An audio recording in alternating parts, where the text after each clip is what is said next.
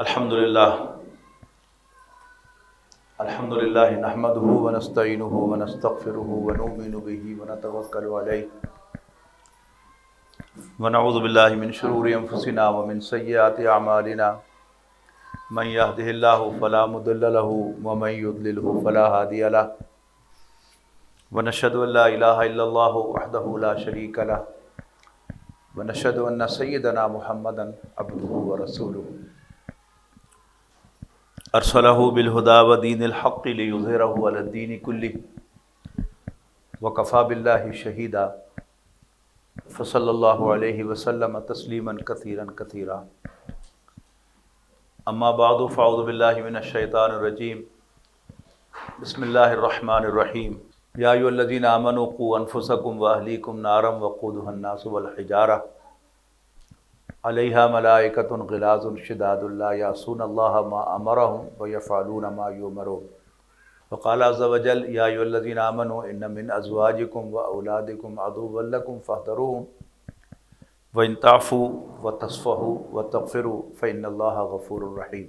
میری معزز بہنوں، بیٹیوں اور عزیز طلبہ، اس میں کوئی شک نہیں ہے کہ ہمارا دین ایک مکمل دین ہے اور قرآن و سنت ہم سب کے لیے ایک مکمل رہنمائی کا منبع ہے۔ رہنمائی فارسی کا لفظ ہے، اس کو بھی سمجھ لینا چاہیے۔ نمائش کے معنی ہوتے ہیں دکھاوا، اور رہنمائی کے معنی راستہ دکھانا۔ راستہ دکھانے کے لیے روشنی کی ضرورت ہوتی ہے۔ اگر رات کا وقت ہو اور بجلی چلی جائے اور ہمارے پاس کوئی اور روشنی نہ ہو، ایون موبائل کی بھی نہ ہو،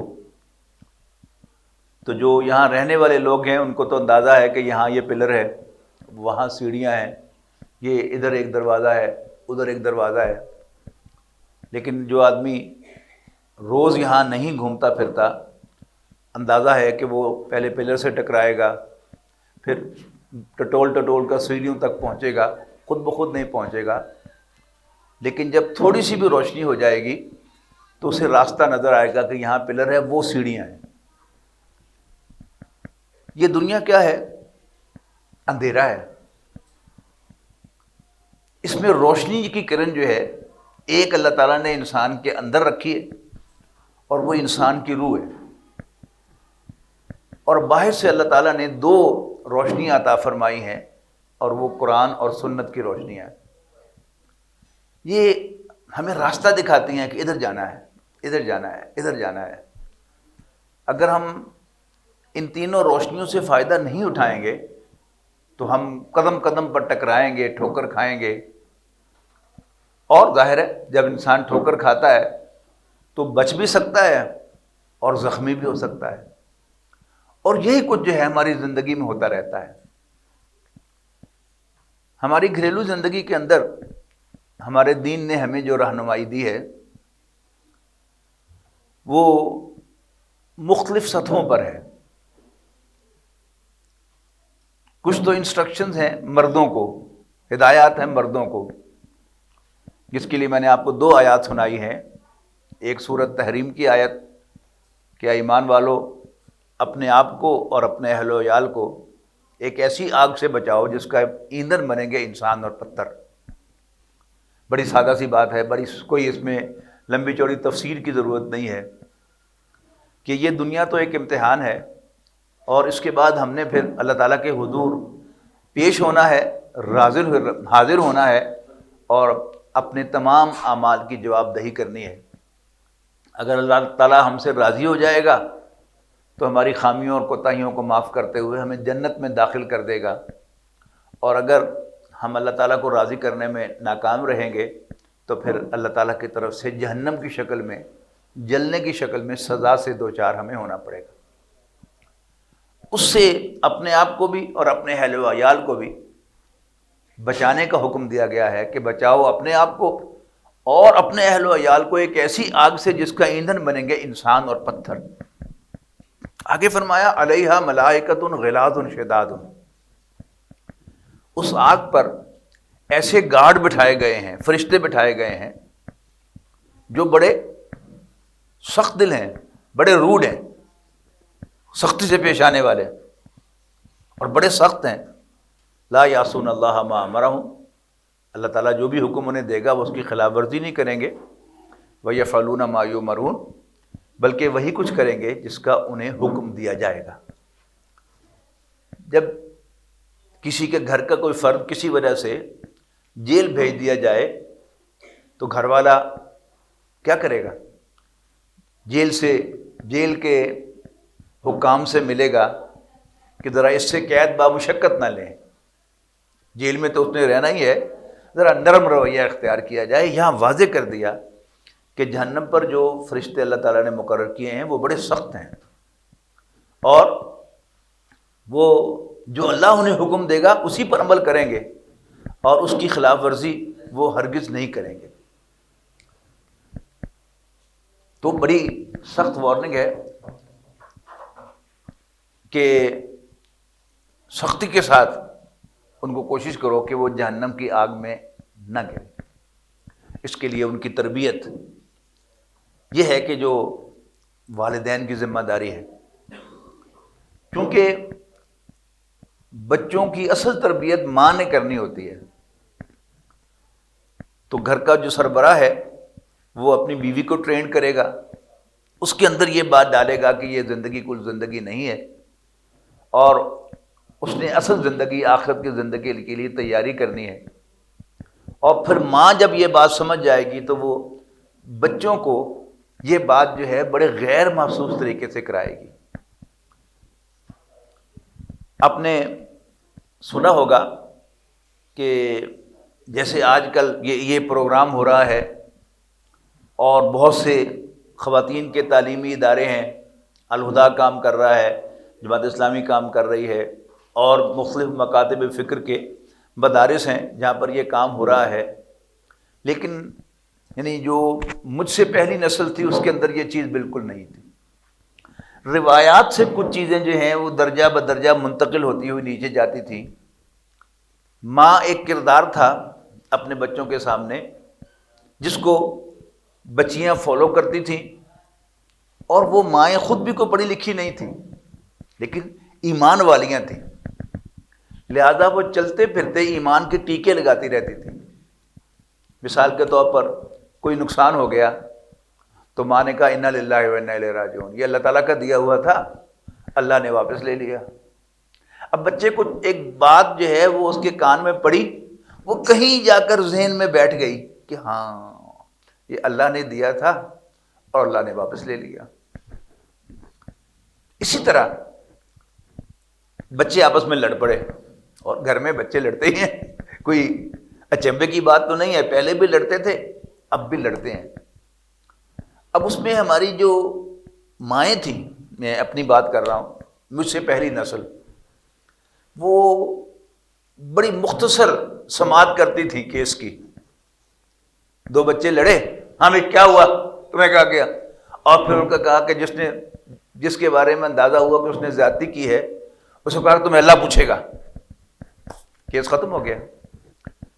اب اگر اب پڑھی لکھی مائیں جو ہیں وہ اس میں باقاعدہ پوری تحقیق، یعنی ایک عدالت لگا لیتی ہیں گھر کے اندر، اور ساری تحقیق ایک بات کی پوچھ کے اور پھر اس کے بعد ایک کو صحیح قرار دینا، دوسرے کو غلط قرار دینا. اب جس کو غلط قرار دیا جائے گا اس پر بڑے منفی اثرات ہوں گے، اس کے مقابلے میں کہ صرف اسے یہ کہہ دیا جائے کہ تمہیں اللہ پوچھے گا. یعنی پہلا انجیکشن جو تھا وہ ایمان باللہ کا انجیکشن تھا کہ اللہ نے دیا تھا، اللہ نے لے لیا. اب یہ چپکے سے، جیسے بچے کو پیچھے انجیکشن لگایا جاتا ہے تو چپکے سے اس کو ماں نے ایک انجیکشن لگا دیا آخرت کا کہ اللہ پوچھے گا.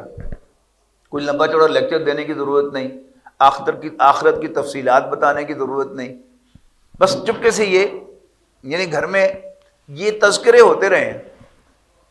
تو بچے کے اندر ایک ایمان جو ہے وہ جمع ہوتا رہتا ہے، اور پھر وقت آنے پر وہ ایمان جو ہے وہ ظاہر ہوتا ہے. یعنی بہت سے لوگ ہیں کہ جو اپنی جوانی میں کوئی زیادہ دیندار لوگ نہیں تھے، لیکن وہ پڑھنے کے لیے یورپ چلے گئے، برطانیہ چلے گئے، انگلینڈ چلے گئے، تو وہاں جا کر وہ ایک دم مسلمان کیسے ہو جاتے ہیں؟ وہ اندر جو ٹیکے لگے ہوئے ہوتے ہیں، جیسے آپ نے حفاظتی ٹیکے لگوائے ہوئے ہیں، تو آپ کو مختلف بیماریوں سے اللہ تعالیٰ بچاتا ہے۔ بچپن میں پیدا ہوتے ہی بچے کو وہ اس کا میزلز کا انجیکشن لگایا جاتا ہے، اور ٹائیفائڈ کا انجیکشن لگایا جاتا ہے، چیچک کا انجیکشن جو ہے وہ کچھ عرصے کے بعد وہ بازو پہ لگائے جاتے ہیں، پمیری والے انجیکشن جسے ہم کہتے تھے۔ تو یہ سب کیا ہے کہ وہ بچپن میں وہ چیزیں جو ہیں وہ داخل کی جاتی ہیں ٹیکے کے ذریعے، اور اللہ تعالیٰ پھر اس کے ذریعے سے ان بیماریوں کی حفاظت کرتا ہے۔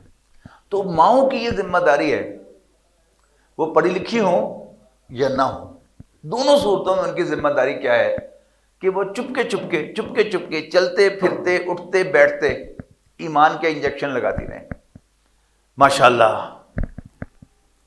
اور عام طور پر ماشاءاللہ کہا اور کبھی ساتھ بتا بھی دیا کہ اس کا مطلب کیا ہے کہ اللہ نے چاہا ہے تو ایسا ہوا ہے۔ ماشاءاللہ کب کہا جاتا ہے؟ جب کوئی اچھی چیز ہوتی ہے، کسی بچے کو اپریشیٹ کرنا ہو کہ بھئی بہت اچھا کیا تو اب ماشاءاللہ۔ اب اس میں بچے کے اندر جو گھمنڈ پیدا ہونا ہے کہ میں بڑی شے ہوں، ایک ماشاءاللہ کے انجیکشن سے وہ گھمنڈ پیدا نہیں ہوگا۔ یہ بھی کیا ہے؟ یہ ایک حفاظتی ٹیکہ بن جائے گا اس کے لیے کہ میرے اندر جو بھی خوبی ہے، یہ جو میں نے نمبر زیادہ لیے ہیں، یہ جو میں فرسٹ آیا ہوں، یہ اللہ تعالیٰ کی مہربانی سے ہوا ہے۔ آپ اندازہ لگائیں کہ یہ یعنی چپکے ہونے والے جو انجیکشن ہیں، ان کے اثرات انسان کی زندگی پر کیا ہوں گے۔ اسی طرح نبی اکرم صلی اللہ علیہ وسلم کا تذکرہ کرتے ہوئے بچوں کو بڑی چھوٹی چھوٹی باتیں اللہ کے رسول صلی اللہ علیہ وسلم نے منع کیا ہے ہمیں اس سے۔ وہ ہمارے بڑے خیر خواہ ہیں، وہ ہمارے بڑے مہربان ہیں، وہ ہمارا بڑا خیال رکھتے ہیں۔ انہوں نے ہمیں جو ہدایات دی ہیں، جو چراغ روشن کیے ہیں ہدایت کے، وہ سب کے سب جو ہیں وہ ہمارے فائدے کے لیے ہیں۔ وہ جو مختلف احکام ہیں، ماں اگر خود سمجھے گی کہ یہ سارے احکام جو ہیں یہ ہمارے فائدے کے لیے ہیں، تو وہ غیر محسوس طریقے سے اپنی بچیوں کے اندر وہ بات منتقل کرے گی۔ اور اگر ماں خود کنونسڈ نہیں ہے، وہ خود جو ہے اس کو دل میں یہ بات سمجھ میں نہیں آئے کہ دین ہمارا محسن ہے، اللہ کے نبی صلی اللہ علیہ وسلم ہمارے محسن ہیں، تو وہ کہے گی تمہارا باپ کہتا ہے کہ پردہ کرو، تمہارا باپ کہتا ہے کہ ایسے کرو۔ اس کا نتیجہ نکلے گا کہ بچوں کے اندر باپ کے خلاف بھی ایک بغاوت پیدا ہوگی، اور دین کے خلاف بھی ایک بغاوت پیدا ہوگی کہ دین خام خواہ جو ہے پابندیاں لگاتا ہے۔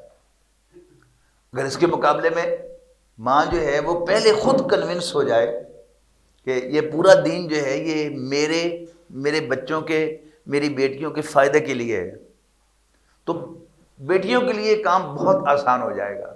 ہماری پرانی جو روایت کیا ہے کہ والد جو تھا وہ ایک اوور آل ایک سپرویژن رکھتا تھا، اور ایک کچھ انسٹرکشنز ہوتی تھیں۔ یعنی میری بیوی مجھے بتاتی ہیں کہ ان کو سہیلیوں کے ہاں عام طور پر جانے کی اجازت نہیں تھی، اور کسی سہیلی کی طرف جا کے رات بسر کرنا اس کا تو کوئی سوال ہی نہیں ہے۔ یہ کیا ہے؟ ایک حد لگائی ہوئی ہے کہ اس حد سے آگے نہیں بڑھنا۔ اب اس کے فائدے جو ہیں، یعنی مجھے بڑی آسانی ہو رہی کہ میں جیسے آج یہاں آیا ہوا ہوں دین کے کام میں، الحمدللہ میں ملک سے باہر بھی جاتا آتا رہا، تو مجھے بڑا کانفیڈنس رہا کہ میری بیوی نے میری بچیوں کے ساتھ سخت معاملہ رکھا، اور ان پر کچھ پابندیاں جو ہیں وہ عائد کر کے رکھی۔ کسی سہیلی کی طرف کوئی چیز لینے کے لیے بھی جانا ہے تو خود ساتھ گئی ہے، اور بچیوں کو اکیلے نہیں، کسی خواہ وہ سہیلیوں ہی کی طرف جانا ہو، ظاہر سہیلیاں ہوتی ہیں ان کے بھائی بھی ہوتے ہیں، تو میری بیوی نے اس میں بڑا صحیح کردار ادا کیا۔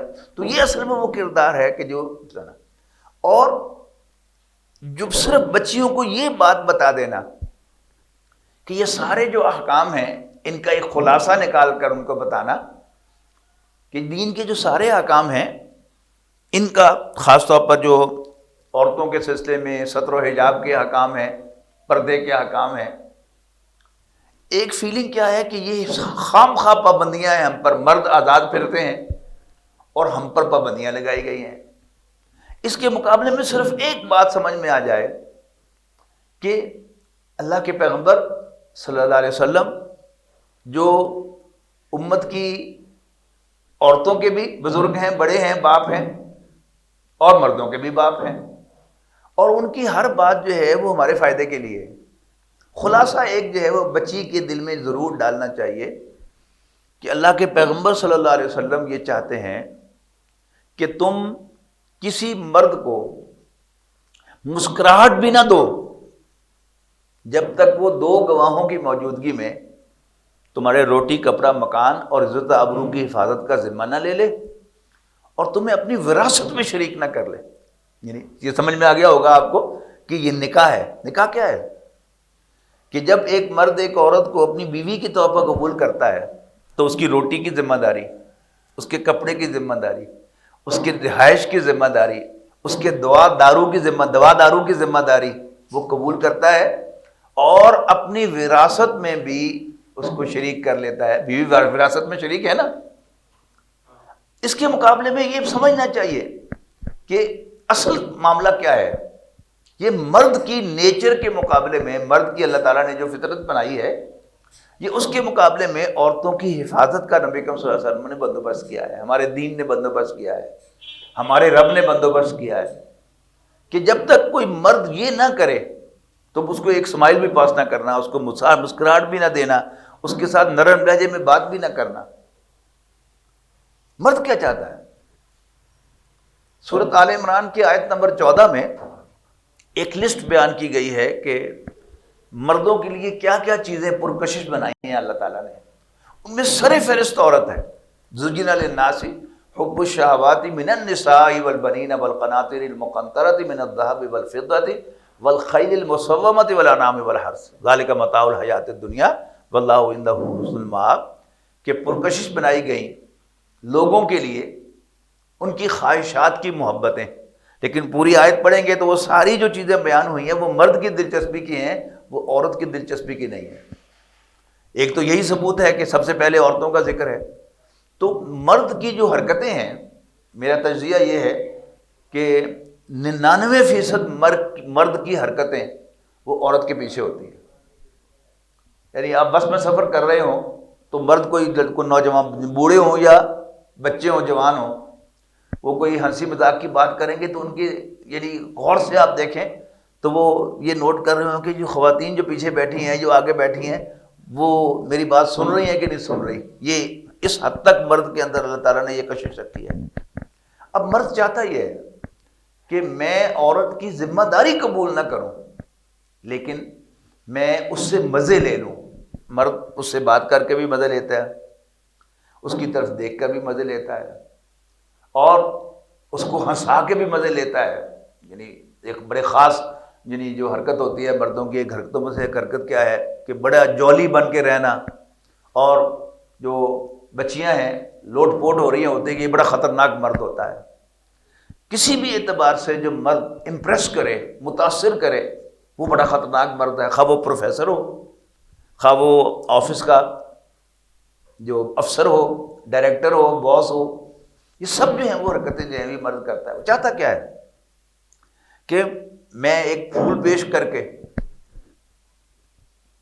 ایک کپ چائے پلا کے، اور اب تو وہ بھی رواج ختم ہو گیا، اب تو کہتا صرف تعریف کر کے بڑی اچھی لگ رہی ہیں آپ، اور عورت جو ہے فوراً جو ہے وہ سمجھے گی کہ ہاں یہ تو بڑے میری تعریف کر رہا ہے، بڑا مجھ سے متاثر ہے۔ لیکن جو مرضی ہو جائے، اگر یہ بات سامنے رہے کہ اس کے ساتھ نرم لہجے میں بھی بات نہیں کرنا۔ قرآن مجید میں سورہ احزاب کے اندر ازواج مطہرات، نبی کریم صلی اللہ علیہ وسلم کی ازواج جو ہماری مائیں ہیں، اور نبی کریم صلی اللہ علیہ وسلم کے وصال کے بعد بھی کسی کو ان سے شادی کرنے کی اجازت نہیں تھی، اسی صورت میں یہ بیان ہوا ہے سورۃ احزاب میں۔ لیکن ان سے کیا کہا گیا؟ مردوں سے کہا گیا کہ جب بھی تم نے ان سے کچھ پوچھنا ہو یا کچھ چیز مانگنی ہو تو پردے کے پیچھے سے مانگو۔ حالانکہ مائیں ہیں، ان سے شادی نہیں ہو سکتی، مائیں ہیں تو کیا مطلب ہو گیا، محرم ہو گئی نا وہ، لیکن اس کے باوجود کیا ہے کہ پردے کے پیچھے سے مانگو۔ اور عورتوں کو انسٹرکشن کیا ہے، ازواج مطہرات کو حکم کیا ہے کہ وَلَا تَخْضَعْنَ بِالْقَوْلِ، تم اپنی آواز میں، اپنی گفتگو میں نرمی اختیار نہ کرو. اس کی میں مثال دیا کرتا ہوں. اب تو خیر موبائل کا زمانہ آ گیا. جب موبائل کا زمانہ نہیں تھا اور ایک landline P T C L کا فون ہوا کرتا تھا ہر گھر کے اندر، تب باہر سے کوئی فون آیا اور اگر کسی خاتون نے فون اٹھایا اور اس نے بڑے نرم لہجے میں کہا ہیلو، تو پوچھے گا جی فلاں ہے؟ آپ نے کہہ دیا نہیں. کہاں گیا؟ آپ نے کہا بتا کے نہیں گیا. اچھا بتا کے نہیں گیا، کب آئے گا؟ اب کہہ جو دیا کہ نہیں بتا کے گیا، کہاں گیا، پھر اگلا سوال بیکار ہے. لیکن ایک ہی سوال گھما پھرا کر، اچھا یہ بھی بتا کے نہیں گیا، اچھا تو چلو پھر میں دوبارہ کب فون کروں. یعنی ایک ہی بات گھما پھرا کر 2-3 منٹ کی کال ہوگی. لیکن اگر کوئی خاتون آگے سے فون اٹھائے گا کہ ہیلو، تو ایک فلاں ہے نہیں ہے، اچھا چلو میں پھر بعد میں فون کر لوں گا. تو یہ اس بات کو سمجھنا چاہیے کہ یہ جو فرق واقع ہو رہا ہے یہ مرد کی وہ شرارت ہے جس کو سمجھنے کی ضرورت ہے. بڑا اہم مسئلہ کیا ہے کہ اللہ تعالیٰ نے مرد کے دل میں تو عورت کی کشش رکھی ہے، لیکن عورت کے دل میں مرد کی کشش نہیں ہے. یہ میں ایک بڑا اہم نقطہ بتا رہا ہوں. میری بیٹیاں بہنیں جو ہیں وہ اس پر غور کریں گی تو مجھ سے اتفاق کریں گی کہ ہاں واقعی ایسا ہے. 4 شادیوں کی اللہ تعالیٰ نے اجازت دی ہے. 4 شادیاں کسی مرد نے کی ہوئی ہوں اور کوئی غیر مسلم ہے تو 10 شادیاں بھی کر لے، پھر بھی اس کی تاک جھانک جو ہے، تاک جھانک ختم نہیں ہوگی. انگریزی میں کہوں گا میں تو ہی ول لک اراؤنڈ. لیکن عورت جو ہے اللہ تعالیٰ نے ان جنرل پاک باز بنائی ہے. میں کسی مسلمان عورت کی بات نہیں کر رہا، میں نے بھی 12 دنیا پھری ہے. ایک عام عورت خواہ وہ عیسائی ہو یا ہندو ہو یا سکھ ہو، ایک عام عورت پاک باز ہوتی ہے. وہ گھر بار والی ہو، بال بچے دار ہو اور گھر میں خوش ہو تو وہ ادھر ادھر نہیں دیکھتی. اس بات کو نوٹ کریں کہ عورت پاک باز ہے، لیکن مرد جو ہے جس کو 10 شادیاں بھی کی ہوں اور اس کے علاوہ بھی وہ حرام بھی کھاتا ہو، لیکن اس کی یہ ہوس جو ہے وہ تاک جھانک کی وہ ختم نہیں ہوتی، وہ کرتا رہتا ہے. تو اس سے سمجھنا چاہیے کہ اللہ تعالیٰ نے عورت کو مرد کے لیے پرکشش بنایا ہے، مرد کو عورت کے لیے پرکشش نہیں بنایا. اب اگلا سوال کیا ہے کہ عورت کے لیے سب سے زیادہ پرکشش چیز کیا ہے؟ وہ اس کی اولاد ہے، خاص طور پر اس کا بیٹا. یہ قرآن مجید میں سے میں نے پڑھا ہے. سورہ حج کے آغاز میں ارشاد ہوا یا ایھا الناس اتقوا ربکم، لوگ اپنے رب سے ڈرو. ان زلزلۃ الساعۃ شیء عظیم، یقیناً قیامت کا غلبہ، قیامت کا زلزلہ بڑی ہاربل چیز ہے، بڑی سخت چیز ہے. یوم ترونھا، جب تم اس دن کو دیکھو گے، تذہل کل مرضعۃ عما ارضعت، تو ہر دودھ پلانے والی اپنے بچے کو دودھ پلانا بھول جائے گی. اب یہ دودھ پلانا کیا ہے؟ یہ استعارہ ہے ممتا کے لیے. عورت کمپرومائز نہیں کرتی. میں جب ڈینٹل کالج میں ہاؤس جاب کر رہا تھا تو میں نے اس آیت کے بارے میں گفتگو کی اور بتایا کہ عورت کے لیے سب سے اہم چیز، سب سے پرکشش چیز وہ اس کا بیٹا ہے، اس کی اولاد ہے. تو ہماری ایک جو پڑھانے والیاں تھیں، خواتین بھی تھیں ظاہر ہے کالج کے اندر، تو انہوں نے کہا کہ ڈاکٹر صاحب آپ نے بالکل ٹھیک کہا ہے. ان کا ایک دفعہ زلزلہ آیا، ان کے شوہر آرمی میں میجر تھے، تو کہتے ایک دفعہ زلزلہ آیا تو میری چارپائی ہلی تھے، میں نے اٹھی، میں نے کہا دیکھا کہ میرے شوہر جو ہیں وہ پاس کھڑے ہوئے تو کانپ رہے ہیں اور کلمہ پڑھ رہے ہیں. تو انہوں نے کہا جی میں بعد میں اٹھی، پہلے میں نے ہاتھ جو ہے وہ بچی کے اوپر رکھا. یہ بنیادی فرق اللہ تعالیٰ نے رکھا ہے مرد اور عورت کے اندر. اور یہ ساری جو بات سمجھ میں نہیں آتی دین کے احکام کی، پردے کے، سطر کے احکام کی، پابندیوں کی، یہ صرف اس لیے ہے کہ ہم ایک دوسرے کو نہیں سمجھتے. یعنی میں اپنی نیچر کو جانتا ہوں، میں عورت کی نیچر کو نہیں جانتا. اور ہماری عورتیں جو ہیں وہ اپنی نیچر کو سمجھتی ہیں، اپنی فطرت کو، لیکن مرد کی فطرت کو نہیں سمجھتی. لیکن بہرحال قرآن مجید کس لیے ہے؟ نبی کریم صلی اللہ علیہ وسلم کی سنت کس لیے ہے؟ یعنی جہاں اندھیرا ہو، ہمیں کچھ نظر نہ آ رہا ہو، تو قرآن و سنت کی روشنی میں ہمیں وہ چیزیں جو ہیں وہ نظر آنی شروع ہو جائیں، تو اللہ کے فضل و کرم سے اللہ تعالیٰ نے ہمیں تنہا نہیں چھوڑا، نہ مردوں کو تنہا چھوڑا ہے نہ عورتوں کو تنہا چھوڑا ہے، اور ان کے لیے ہدایت کا پورا سامان جو ہے وہ فراہم کیا ہے۔ اچھا، اب اسی کے پھر آگے پھر نظرات ہیں، یعنی عورت اپنی اولاد سے بے پناہ محبت کرتی ہے۔ اس کا پھر ایک مسئلہ کھڑا ہو جاتا ہے، یعنی کسی بچے کی، نوجوان کی شادی ہو اور 4 مہینے گزر جائیں شادی کو، اور دونوں میاں بیوی خوشی خوشی گھر میں آئیں جائیں، آنکھوں آنکھوں میں ایک دوسرے سے باتیں کریں، تو باپ بڑا خوش ہوتا ہے کہ جی میرے بیٹے کا گھر آباد ہو گیا۔ لیکن وہیں بیٹے کی ماں کو تکلیف شروع ہو جاتی ہے کہ اس نے میرا بیٹا مجھ سے چھین لیا۔ یہ وہی جذباتی محبت کہ اسے دیکھا نہیں جاتا کہ میرے بیٹے کو کوئی اور عورت بھی چاہے، ہے نا؟ تو یہ کیا ہے؟ یہ عورت کی کمزوریاں ہیں۔ یعنی اگر ہمیں ایک دوسرے کی کمزوریاں سمجھ میں آ جائیں اور ہم ان کا لحاظ رکھیں تو کوئی پریشانی نہیں۔ وہ بیٹا وغیرہ بیچارہ پریشان ہو رہا ہوتا کہ میری ماں نو کی ہو گیا، بڑی چنگی سی، میں نے بڑا پیار کرتی سی، اب میرا گھر تباہ کرنے کے لیے کیوں تل گئی ہے یہ؟ حالانکہ کچھ نہیں ہوا اس کو، صرف بہرحال اللہ تعالیٰ نے اس کو جو محبت دی ہے جذباتی اپنے بیٹے کے لیے، اور اس سے برداشت نہیں ہو رہا۔ اس کا خیال رکھیں گے تو آپ کو گھر میں کوئی پرابلم نہیں، ورنہ آپ پریشان ہوں گے، علیحدہ گھر لینے کا سوچیں گے، اور پھر وسائل اجازت نہیں دیتے تو پھر ایک گھر میں طوفان جو ہے وہ آ جائے گا۔ صرف سمجھیں کہ ماں ہے میری، مجھ سے محبت کرتی ہے، اور وہ دیکھ نہیں پا رہی کہ کوئی اور عورت جو ہے میرے بیٹے کو چاہے، تو حالانکہ شادی کس لیے کی ہے، لیکن وہ سمجھتی ہے کہ اس نے میرا بیٹا مجھ سے چھین لیا، حالانکہ ایسی بات نہیں ہے۔ تو بہرحال عورت کسی طرح مرد کی بھی کچھ کمزوری ہیں، مرد کی سب سے بڑی کمزوری یہی ہے۔ اچھا، عورت جو ہے وہ کوشش کرتی ہے کہ میں سیدھا کر لوں گی انہوں، یعنی یہ جو مرد جو ہے وہ ادھر ادھر دیکھتا ہے، دوسری عورتوں میں دلچسپی رکھتا ہے، میں اس کو سیدھا کر لوں گی۔ حالانکہ نبی کریم صلی اللہ علیہ وسلم نے جو طریقہ بتایا ہے سیدھا کرنے کا وہ اور ہے۔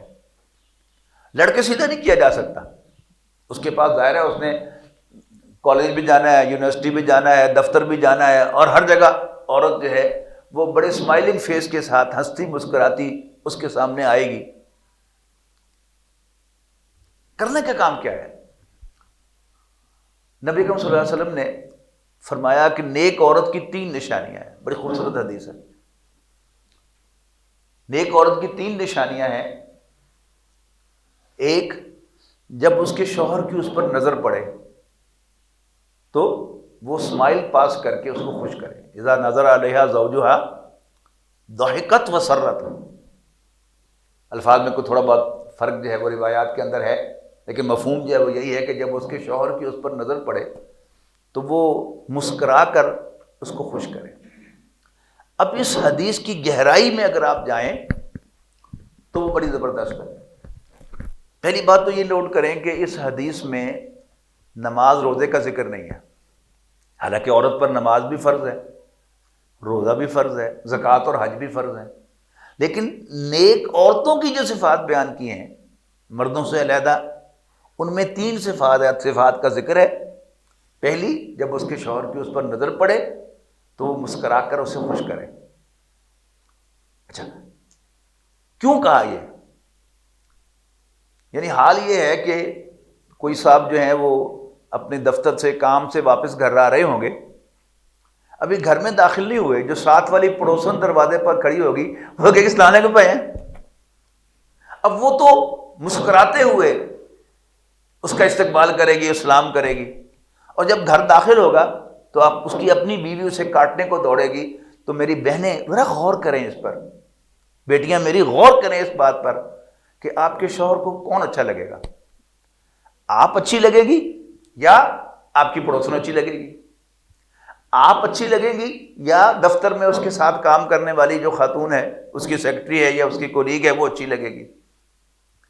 آپ اچھی لگیں گی یا وہ جو اس کی پروفیسر ہے کالج کے اندر، یونیورسٹی کے اندر، وہ اس کو اچھی لگے گی. بس یہ سمجھنے کی چیز ہے. اگر اتنی سی بات سمجھ میں آ جائے تو ہمارے گھروں کے اندر ایک انقلاب آ جائے گا، گھروں کے اندر ایک سکون ہوگا. یعنی مرد کی جو توجہ ہے اس کو دوسروں سے ہٹا کر اپنی طرف لانے کا طریقہ جو ہے وہ شوہر سے لڑنا نہیں ہے، بلکہ اس کی پسند کا ہونا ہے. اور اس کی پسند کیا ہے؟ مرد کو عورت ویسے ہی اچھی لگتی ہے، وہ ہنستی بھی اچھی لگتی ہے، روتی بھی اچھی لگتی ہے. اور مرد کے پاس بڑے چکر ہیں. کسی کو کہ آپ تو بڑے زبردست کپڑے پہنے ہوئے آپ نے، اور بڑی خوش ہو جائے گی اس کی کہ یہ میرا چاہنے والا ہے، میرا قدردان ہے. اور اگر کوئی سادہ کپڑوں میں کوئی خاتون ہوگی تو اس کی سادگی کی تعریف کر دے گا. چکر دینا اس کو آتا ہے نا. اللہ تعالیٰ نے بہرحال اس کو چالاک بنایا ہے، ہوشیار بنایا ہے، اور وہ اکثر اپنی چالاکی کا استعمال جو ہے وہ اسی کام میں کرتا ہے. عورتوں کو یہ بات سمجھ میں آ جائے تو اس سے بہت سے مسائل حل ہو جائیں. دوسری بات فرمائی کہ جب وہ کوئی حکم دے تو اس کا کہنا مانے، اور جب وہ اس کے پاس موجود نہ ہو تو حفاظت کرے. اور یہ آخری دو جو ہیں یہ قرآن مجید میں بھی آئے ہیں. سورہ نساء میں الرجال قوامون علی النساء، مرد عورتوں پر ذمہ دار بنائے گئے ہیں، انچارج بنائے گئے ہیں، مینیجر بنائے گئے ہیں. بما فضل اللہ بعضهم علی بعض، جیسے اللہ تعالیٰ انسانوں میں سے بعض کو بعض پر فضیلت دیتا ہے. جیسے ایک مل کا مالک ہے نا، وہ جس کو چاہتا ہے جی ایم بناتا ہے، جنرل مینیجر بناتا ہے، جس کو چاہتا ہے اس کو پرچیز پر، خریداری پر ذمہ دار بناتا ہے، کسی کو بیچنے پر ذمہ دار بناتا ہے، کسی کو حساب کتاب پر اکاؤنٹنٹ لگاتا ہے، ذمہ دار بناتا ہے. یہ اس کا اختیار ہے. تو اللہ اس کائنات کا میرا آپ کا مالک کون ہے؟ اللہ تعالیٰ ہے. وہ چاہتا تو عورت کو گھر کا سربراہ بنا دیتا، لیکن اس نے اپنے اختیار سے بما فضل اللہ بعضهم علی بعض، جیسے اللہ تعالیٰ بعض کو بعض پر ایک دوسرے پر فضیلت دیتا ہے، اللہ تعالیٰ نے مرد کو یہ فضیلت دی ہے کہ اسے گھر کا ذمہ دار بنایا ہے. اور جہاں بھی کوئی ادارہ ہوتا ہے اس کا کوئی نہ کوئی سربراہ ضرور ہوتا ہے. ایک پرائمری اسکول جس کے اندر صرف 5 استانیوں ہوں، ان میں سے بھی ایک ہیڈ مسٹر ضرور ہوتی ہے. چھوٹی سی بینک کی برانچ ہو، اس کا بھی ایک مینیجر ضرور ہوتا ہے. تو بغیر انچارج کے کام نہیں چلتا. اور جہاں بھی یہ سیٹ اپ ہوگا، کوئی ادارہ ہوگا جس کا کوئی انچارج ہوگا کہ جو اس کے ماتحت ہیں وہ لازماً اس کا کہنا مانیں گے تب وہ ادارہ چلے گا. اگر کہنا نہیں مانیں گے تو ادارہ نہیں چلے گا. تو دوسری صفت کیا ہے کہ جب وہ حکم دے تو اس کا کہنا مانے. اور تیسری صفت کیا ہے کہ جب وہ پاس موجود نہ ہو تو اس کی امانت کی حفاظت کرے. اب امانت کیا ہے؟ سب سے بڑی امانت جو عورت کے پاس مرد کی ہے وہ تو اس کا جسم ہے. جو آخری خطبے میں نبی کریم صلی اللہ علیہ وسلم نے بڑے خوبصورت الفاظ میں، حضور صلی اللہ علیہ وسلم سے زیادہ وہ جو کیا کہنا چاہیے با حیا کون ہو سکتا ہے، بڑے خوبصورت الفاظ میں کہا کہ عورت کو زبردستی سیدھا کرنے کی کوشش نہ کرو، اس کو اسی کے ساتھ اپنی تمام تر خامیوں کوتاہیوں کے ساتھ استعمال میں لاؤ، وہ بہت کارآمد ثابت ہوگی. تمہارا اپنی بیویوں پر ایک ہی حق ہے کہ وہ تمہارے بستر کے پاس کسی اور شخص کو نہ جانے دیں. باقی قرآن مجید میں ایک پوری سورت نازل ہوئی ہے شوہر کے راز کی حفاظت پر، سورہ تحریم. اب ہمارے خیال میں کہ کون سی بڑی بات ہے کہ اگر کوئی عورت جو ہے وہ کوئی بات جو ہے کہ خامد میرا یہ کہہ رہا تھا کسی دوسری کو بتا دے، لیکن اگر خامد کہے کہ یہ کسی کو بتانی نہیں ہے تو پھر وہ راز ہے. اور حضور صلی اللہ علیہ وسلم کی ازواج میں سے، ہماری ماؤں میں سے ایک سے یہ کوتاہی ہوئی، اللہ تعالیٰ نے اللہ کے پیغمبر صلی اللہ علیہ وسلم نے کوئی بات بتائی اور انہوں نے خوشی میں دوسری کو بتا دیا. اب نبی کریم صلی اللہ علیہ وسلم بڑے خوش اخلاق انسان تھے. آپ کا مزاج نہیں تھا کہ حاضر کرتے ادراؤ نہیں، یہ نہیں کیا آپ نے. باتوں باتوں میں اشارہ کیا کہ تم نے میرا راز جو ہے وہ دوسری کو بتا دیا ہے.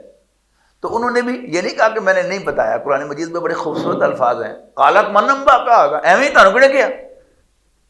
اب نبی کریم صلی اللہ علیہ وسلم نے تو اس بات کو چھوڑ دیا، لیکن اللہ تعالیٰ حضور صلی اللہ علیہ وسلم کے آگے پیچھے کھڑا ہو گیا کہ تمہیں جرت کیسے ہوئی، معافی مانگو میرے پیغمبر سے، یعنی اپنے شوہر سے۔ تو راز کی حفاظت یہ چھوٹی سے چھوٹی چیز ہے، اور سب سے بڑی چیز کیا ہے؟ وہ جسم جو ہے مرد کی امانت ہے، اس کی حفاظت، یہ ذمہ داری ہے۔ تو نماز روزہ حج زکوٰۃ تو فرض ہے ہی، لیکن نیک عورتوں کی صفات 3 ہیں۔ جب اس کے شوہر کی نظر پڑے تو اسمائل پاس کر کے خوش کرے۔ دن بھر آپ گھر میں ہوتی ہیں، بڑے مسائل ہوتے ہیں، کوئی بچہ بیمار ہے، بجلی نہیں ہے، پانی نہیں ہے، دودھ والا نہیں آیا، یا بلی نے دودھ گرا دیا، تو آپ سارا دن پریشان رہیں۔ لیکن شوہر گھر میں آ جائے، وہ ذرا ریلیکس ہو جائے، تو اس سے سارے گلے شکوے کر لیں۔ لیکن یہ ضروری نہیں ہے کہ آپ دروازے پر ہی ساری باتیں جو ہیں اس کے ساتھ کریں کہ یہ نہیں کیا آپ نے، گئے حال ہی نہیں پوچھا، یہ ہو گیا، فلانا ہو گیا، ٹمڑا ہو گیا۔ اس کو اپنے اوپر قیاس کریں۔ جب آپ جو ہیں وہ تھکے ہارے آئیں اور آتے ہی آپ کے ساتھ کوئی ایسا کرے تو کیا ہوگا؟ بس ان چیزوں کا خیال رکھنا۔ باقی مرد کے لیے بھی اللہ کے رسول صلی اللہ علیہ وسلم نے عورتوں کی کچھ اور کمزوریوں کا ذکر کیا ہے۔ ان کو تو میں سمجھتا ہوں کہ اصل میں تو ہینڈل کرنا ہے مرد نے۔ وہ بھی حدیث بڑی خوبصورت ہے، اللہ تعالیٰ کے رسول کی ساری باتیں ہی ایک سے ایک بڑھ کر ہیں۔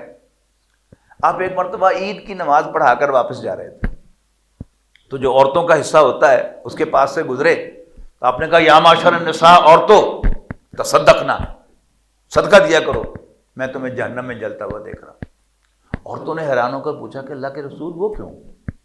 آپ نے فرمایا تکثرن اللانا فتکفرن العشیرہ، کہ تم بہت زیادہ کثرت کے ساتھ لان تان کرتی ہو۔ یہ کثرت کے ساتھ لان تان کیا ہے؟ یہ ہمارے محاورے میں زبان دراز ہونا ہے۔ بچے اور بیویاں، یہ ان میں کچھ مشترک صفات ہوتی ہیں۔ بچہ جو ہے وہ بگڑ جائے اور زبان کھول لے تو وہ کچھ بھی کہہ سکتا ہے، اسی طرح عورت بگڑ جائے اور زبان کھول لے تو کچھ بھی کہہ سکتی ہے۔ تو آپ نے فرمایا تکثرن اللانا، تم بہت زیادہ لان تان کرتی ہو۔ گھنٹوں عورت بول سکتی ہے، بولی جائے گی، بولی جائے گی، بولی جائے گی، اور یہ چیز جو ہے وہ مرد کو اریٹیٹ کرتی ہے۔ اس کا خیال رکھنا چاہیے۔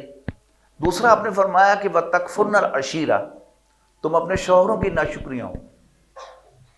یہ کیا چیز ہے؟ یعنی یہ بھی بات مشترک ہے بچوں میں اور عورتوں میں۔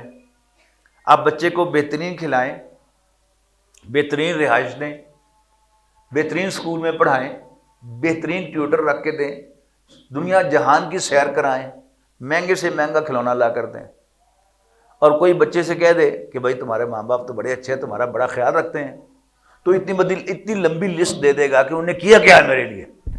یہ کیا ہے؟ یہ بچے کی ناشکری ہے۔ اسی طرح عورت کے ساتھ بڑے اچھے 20-25 سال گزر گئے ہوں، اور پھر کوئی ایسی بات جو ہے جو اس کو بہت زیادہ ناگوار گزرے، تو کچھ بعید نہیں ہے کہ وہ شوہر سے کہہ دے کہ میں نے 20 سال تیرے گھر میں کوئی سکھ نہیں دیکھا، یا یہی بات دوسرے لفظوں میں کہ میں ہی ہوں جو یہاں بیٹھی ہوں، کوئی اور عورت ہوتی تو کب سے چھوڑ کی جا چکی ہوتی۔ ہم میں سے جو شادی شدہ لوگ ہیں وہ یہ تجربہ کر چکے ہوئے ہیں سارا، جنہوں نے شادی ابھی ان کی نہیں ہوئی وہ بھی دیکھ لیں گے یہ تجربہ کہ عورت کی اللہ تعالیٰ نے ایک بنایا۔ اللہ تعالیٰ خالق ہے نا، تو اس نے بہرحال ایک خاص مقصد کے لیے عورت میں یہ کمزوریاں رکھی ہیں۔ مامتا، یہ بھی سمجھنے کی بات ہے کہ اللہ نے عورت کے اندر یہ اتنی زیادہ محبت کیوں رکھی ہے۔ باپ بھی بیٹے سے پیار کرتا ہے، بچوں سے پیار کرتا ہے، عورت بھی پیار کرتی ہے، لیکن باپ کا پیار نظر نہیں آتا۔ وہ صبح سے لے کر شام تک کسی دفتر میں قلم کسا رہا ہے، کہیں کسی چلا رہا ہے، کہیں جو ہے وہ کوئی اور کام کر رہا ہے، ڈرائیونگ کر رہا ہے، ٹھیک ہے نا؟ کس کے لیے کر رہا ہے؟ وہ اپنے بچوں کے لیے کر رہا ہے۔ خاص طور پر بیٹی نے تو پھر اپنے گھر چلے جانا ہے، اس کو اپنے بچے کی بڑی فکر ہے، بیٹے کی، کہ میرے بیٹے کے پاس گھر ہو، میرا بیٹا جو ہے وہ تعلیم حاصل کر لے، اچھی جاب اس کو مل جائے، یعنی یہ اس کی فکر کے اندر ہوتا ہے۔ اس کے لیے وہ محنت کر رہا ہے، کمائی کر رہا ہے، کمائی کر رہا ہے، کمائی کر رہا ہے، لیکن اس کی یہ ساری محبت جو ہے وہ بڑی سمجھداری کے ساتھ ہوتی ہے. ماں جو ہے اس سے جذباتی پیار کرتی ہے. اس لیے آپ نے دیکھا ہوگا کہ ماں بچے سے ناراض ہوگی اور اس کو ڈانٹے گی تو خود بھی رو پڑے گی ساتھ. بہت غصہ آ گیا تو اس کو مارے گی کیسے؟ یعنی یوں ساتھ لگا کے خاص خود بھی رو رہی ہوگی اور اس کو یوں کر کے مار رہی ہوگی. یہ کیا ہے؟ یہ اس کی ممتا ہے جو بچے کو پالتی ہے. باپ جو ہے وہ بچے سے ناراض ہو سکتا ہے دنوں میں، ہفتوں میں. اور آپ نے بڑوں سے سنا ہوگا کہ ہمارے بڑے جو تھے وہ بچوں سے ناراض ہو جاتے تھے تو عمر بھر اپنے بیٹے کو بلاتے نہیں تھے کہ اس نے ایسی حرکت کیوں کی. ماں ایسا نہیں کر سکتی. اگر ہمیں بچے پالنے پڑ جائیں ہم مردوں کو تو ہم تو بچوں کو مار مار کے حلیہ بگاڑ دیں گے. لہذا اللہ تعالیٰ نے یہ کام عورت کے ذمہ لگایا ہے، بچوں کی پرورش، اور اس کے اندر بچے کی بے پناہ محبت ڈالی ہے کہ وہ اس کو مارتی نہیں رہتی، پیار کے ساتھ مارتی ہے، محبت کے ساتھ ڈانٹتی ہے. مرد قانون کے ساتھ کرے گا.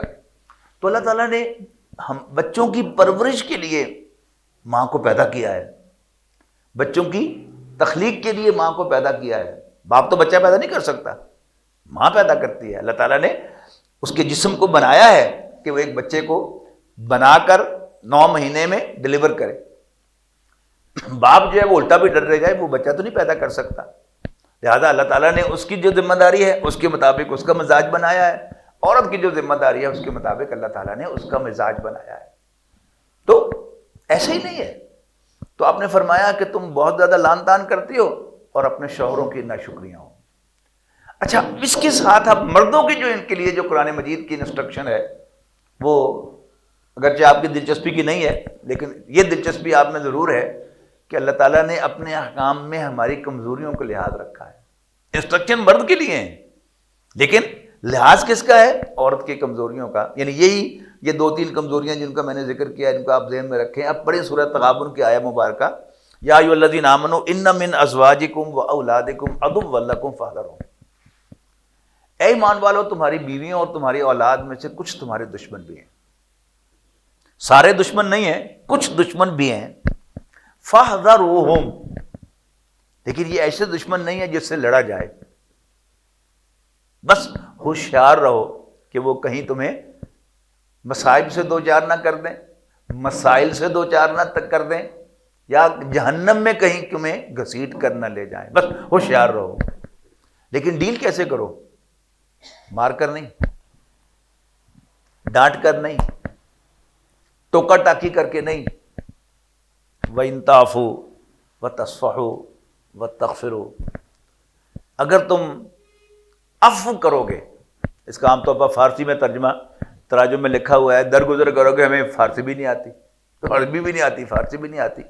تو عفو کیا ہے؟ چھوڑ دینا. داڑھی کا جو حکم ہے وہ یوں ہے کہ اعفوا اللحیٰ وقصوا الشوارب، داڑھیوں کو چھوڑ دو اور مونچھوں کو تراشو. تو عفو کیا ہے؟ چھوڑ دینا. یعنی چھوٹی چھوٹی بات پر ٹوکا ٹاکی نہ کرو. اب یہی بات ایک اور لفظ ہے، وَتَصْفَحُوا، یعنی اگر تم عفو کرو گے اور چشم پوشی کرو گے. صفحہ کہتے ہیں نا، کاغذ کا ایک ورق ہے، اس کا ایک یہ صفحہ ہے ایک یہ صفحہ ہے، یہ اس کو نہیں دیکھتا یہ اس کو نہیں دیکھتا. تو صفحہ کیا ہے؟ سنی انسنی کر دینا، دیکھی اندیکھی کر دینا. آپ نے گھر میں کوئی غلط کام دیکھا ہے تو فرض نہیں ہے کہ ضرور ٹوکو اس کو، ضرور ڈانٹو اس پر. ان تعفوا وتصفحوا وتغفروا، اگر تم درگزر کرو گے، چشم پوشی کرو گے اور معاف کر دو گے. مغفرت کیا ہے؟ ڈھانپ دینا. ہم اللہ تعالیٰ سے مغفرت کی دعا کرتے ہیں نا کہ ربنا ظلمنا انفسنا وان لم تغفر لنا وترحمنا لنکونن من الخاسرین. کہ اللہ ہم نے اپنے اوپر ظلم ڈھایا ہے، اگر تو ہمیں معاف نہیں کرے گا اور ہم پر مہربانی نہیں کرے گا تو ہم مارے جائیں گے. تو فرمایا ان اللہ غفور الرحیم، اللہ تعالیٰ بخشنے والا مہربان ہے. تم اپنے لیے تو اللہ تعالیٰ سے درخواست کرتے ہو کہ ہمیں بخش دے، ہمیں معاف کر دے، تو اپنے سے چھوٹوں کو بھی معاف کرنا سیکھو.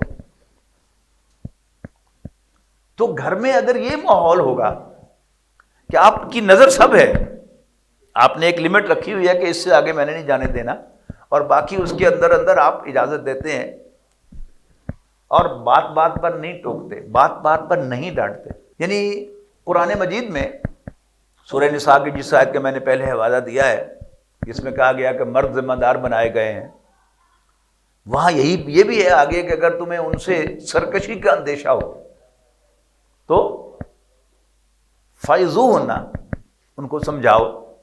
یعنی فائزوہن کہ واعظ کرو، ان کو نصیحت کرو. نہ ایسا نہیں کرنا چاہیے. اور وعظ و نصیحت نرم لہجے میں ہوتا ہے، یہ سخت لہجے میں نہیں ہوتا. وَاہْجُرُوهُنَّ فِی الْمَضَاجِعِ، اور بستروں میں ان سے علیحدگی اختیار کرو. یعنی ایک ٹوکن جو ہے ناراضگی کا اظہار کرنا کہ بستروں میں علیحدگی اختیار کرو. اور پھر بھی نہ ٹھیک ہوں تو وَاضْرِبُوهُنَّ، اور انہیں مارو. اور اس پر جو نبی اکرم صلی اللہ علیہ وسلم نے پابندیاں لگائی ہیں کہ وہ کمال کی ہیں، کہ پورے ہاتھ سے نہ مارو، اور منہ پہ نہ مارو، اور ایسی مار نہ مارو جس سے جسم پر نشان پڑ جائے، ایسی مار نہ مارو کہ جس سے ہڈی ٹوٹ جائے. تو کیا مارنا ہوا؟ بس ہمیں اشارہ ہی ہوا نا پھر وہ. اچھا، اس سے اگلی سٹیج کیا ہے؟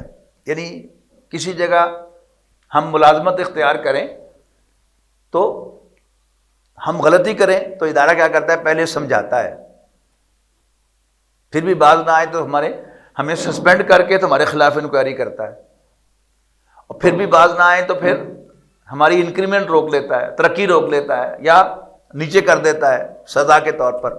پھر بھی باز نہ آئے تو پھر نکالا جاتا ہے نوکری سے. تو گھر کی زندگی میں کیا ہے؟ پہلے سمجھاؤ، پھر سسپینڈ کرو، اور پھر تادیبی کارروائی کرو، اور پھر جا کر طلاق دو. ایسا نہیں ہے کہ بس تھوڑی سی بات ہوئی ادھر ٹھک طلاق دے ماری. تو یہ سب کچھ جو ہے یہ عورت کے فائدے کا ہے. نہیں، کوئی عورت نہیں چاہتی کہ اس کو تھوڑی سی غلطی پر طلاق دے دی جائے، لیکن بہرحال اس کا قرآن مجید نے، اللہ کے رسول صلی اللہ علیہ وسلم نے ایک پروسیجر جو ہے بتایا ہے. تو اس میں یعنی اگر وہ 3 انسٹرکشن جو میں نے کہی ہیں ان پر عمل کیا جائے تو اس کی نوبت ہی نہیں آتی. لیکن مردوں کے لیے انسٹرکشن کیا ہے کہ بہرحال عورت کی کچھ کمزوریاں ہیں، وہ بد زبانی بھی کرے گی، وہ ناشکری پن کا اظہار بھی کرے گی. اس پر غصے میں نہیں آنا، بلکہ میں تو کہتا ہوں کہ جب عورت ناشکری کا اظہار کرے تو غصے میں آنے کی بجائے دل میں یاد کرے اور سلام پیش کرے نبی اکرم صلی اللہ علیہ وسلم کو، اور کہیں دل میں صدق رسول اللہ صلی اللہ علیہ وسلم، اللہ کے رسول نے سچ فرمایا تھا کہ عورت ایسی ہوتی. پھر غصہ نہیں آئے گا. عورت جو ہے وہ بد زبانی کرے، زبان کھول لے، بولتی چلی جائے، تو وہاں سے چلے جاؤ، اس لیے کہ وہاں کھڑے رہیں گے پھر آپ کو غصہ آئے گا. پھر آپ کی زبان سے بھی کوئی ایسا لفظ نکل جائے گا کہ جس سے پھر آپ بھی پشیمان ہوں گے، اور آپ کی بیوی بھی پشیمان ہوگی کہ میں نے ایسی بات کیوں کہی تھی. وہ کہے گا کہ میرے منہ سے ایسا بات کیوں نکل گئی. لیکن بہرحال وہ بات ایسی ہے کہ جس سے گھر ٹوٹ جاتا ہے. تو دونوں طرف سے ایک بیلنس ہے. یعنی آئیڈیا کیا ہے کہ مرد جو ہے وہ وہاں سے چلا جائے اور کچھ دیر کے بعد واپس آ جائے. بالکل ایسے ہی جیسے بچہ جو ہے وہ بگڑ جائے تو باپ جا کے ساتھ والی دکان سے کوئی ٹافی لے کے آتا ہے اور کہتا ہے کہ چلو ٹافی لے لو. اسی طرح عورت کے ساتھ اگر ڈیل کیا جائے تو گھر جو ہے دونوں طرف سے، اگر عورت جو ہے وہ اسمائل پاس کر کے مسکرا کر اپنے شوہر کا استقبال کرے جب بھی اس پر اس کی نظر پڑے. دیکھیں نا، 2 دوست ہوتے ہیں، ایک بڑے ادارے میں کام کرتے ہیں، ایک کا کمرہ یہاں ہے، دوسرے کا کمرہ درمیان میں ایک ویرانڈا ہے. اب یہ جو ہے یہ اپنے اس کمرے سے نکل کر دوسرے کمرے میں گیا ہے، اور وہ جو ہے وہ اپنے کمرے سے نکل دوسرے کمرے میں گیا ہے. لیکن دور سے ویرانڈے کے اندر، برآمدے کے اندر دونوں نے ایک دوسرے کو دیکھا ہے، تو کوئی گپ شپ لگانے کا تو وقت نہیں ہے. تو کم سے کم کیا کریں گے؟ وہ مسکرا کر ایک دوسرے کو دیکھیں گے اور ہاتھ ہلا دیں گے. اگر بیوی جو ہے اپنی شوہر کا استقبال کر لے مسکرا کر، اور پھر اپنے سارے گلے شکوے جو ہے، سارا وقت پڑا ہے، رات پوری پڑی ہے، آرام سے محبت کے ساتھ اس کے ساتھ گلے شکوے بھی کر لے. اور اگر عورت سے کوئی غلطی ہو ہی جائے، وہ بدتمیزی کا مظاہرہ کر دے، وہ ناشکری کا مظاہرہ کر دے، غصہ تو آنا بنتا ہے کہ اس نے 20 سال اپنی بیوی کو اچھا کھلایا، اچھا پہنایا، اس کا دوا دارو کیا، اس کی بیماری کی صورت میں رات جاگا اس کے ساتھ، اور پھر وہ ایک دم اس سے کہہ دے کہ میں نے 20 سال تیرے گھر میں کوئی سکھ نہیں دیکھا، تو مایوسی بھی ہوتی ہے، غصہ بھی آتا ہے۔ لیکن اگر وہ اللہ کے رسول صلی اللہ علیہ وسلم کی اس بات کو یاد رکھے کہ اس کی نیچر میں ایک ناشکری ہے، اللہ نے کسی خاص مقصد کے لیے رکھی ہے، تو پھر اسے غصہ نہیں آئے گا، گھر آباد رہے گا، اور ہمارے گھر جو ہیں اسی زندگی میں جنت کا نقشہ پیش کرنے لگیں گے۔ تو اللہ تعالیٰ سے میں دعا کرتا ہوں کہ اللہ تعالیٰ ہم مردوں کو بھی اپنی ذمہ داری ادا کرنے کی توفیق دے، اور ہماری بچیوں کو، ہماری بہنوں کو بھی اللہ تعالیٰ اور اس کے رسول صلی اللہ علیہ وسلم کی ہدایات پر عمل کرنے کی توفیق دے۔ وہ سبق جو میں نے بیچ میں کہا ہے کہ خلاصہ عورتوں کے لیے دین کی ساری تعلیمات کا، ستر و حجاب کا، پردے کے احکام کا، وہ یہ ہے کہ جب تک کوئی مرد دو گواہوں کی موجودگی میں اس کے روٹی کپڑا مکان اور عزت و آبرو کی حفاظت کا ذمہ نہ لے لے، اور اس کو اپنی وراثت میں شریک نہ کر لے، یعنی اس سے نکاح نہ کرے، تو اس کو ایک مسکراہٹ بھی پیش نہ کرے، اس کے ساتھ نرم لہجے میں بھی بات نہ کرے۔ یہ اللہ تعالیٰ نے حفاظت کا ایک بڑا سادہ سا فارمولہ جو ہے وہ نبی کریم صلی اللہ علیہ وسلم نے اپنی ماننے والیوں کو، اپنی امتی خواتین کو، اپنی بیٹیوں کو یہ انسٹرکشنز جو ہیں وہ اللہ اور اس کے رسول نے دی ہیں۔ اگر ہم سب ان پر عمل کریں گے تو انشاءاللہ ہمارے گھر آباد رہیں گے، شاداب رہیں گے، اس میں سے محبت بھی خوشبو آتی رہے گی۔ اور اگر ہم اللہ اور اس کے رسول کی ان ہدایات کو نظر انداز کریں گے تو پھر ہمارے گھروں میں بے سکونی ہوگی،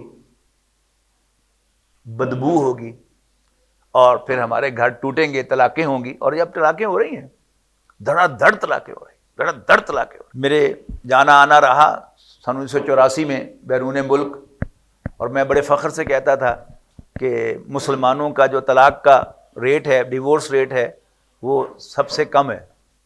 لیکن اب میں افسوس سے کہتا ہوں کہ شاید مسلمانوں کا ڈیورس ریٹ جو ہے، طلاق کا ریشو اور تناسب جو ہے، وہ گوروں سے بھی بڑھ گیا ہے، اس لیے کہ ہم نئے نئے فیشنیبل اور ماڈرن بننے کی کوشش کر رہے ہیں نا۔ اور وہ جو میں نے ابتدا میں کہا کہ ہماری مائیں غیر محسوس طریقے سے بچیوں کو وہ سبق پڑھاتی تھیں، بیٹوں کو بھی ان کے اندر ایمان کے انجیکشن لگاتی تھیں، بیٹوں میں بیٹیوں میں، تو وہ اس چیز کو دوبارہ اپنے گھروں میں لانے کی ضرورت ہے۔ اللہ تعالی ہم سب کو دین کی سمجھ بھی عطا فرمائے اور اس پر عمل کرنے کی توفیق بھی۔ آخر دعوانا الحمدللہ رب العالمین، الحمدللہ رب العالمین والعاقبۃ للمتقین والصلاۃ والسلام علی رسول الکریم۔ ربنا اغفر لنا ذنوبنا وکفر عنا سیئاتنا وتوفنا مع الابرار۔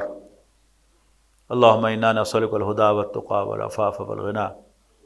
ربنا هب لنا من ازواجنا وذرياتنا قرة اعین واجعلنا للمتقین اماما۔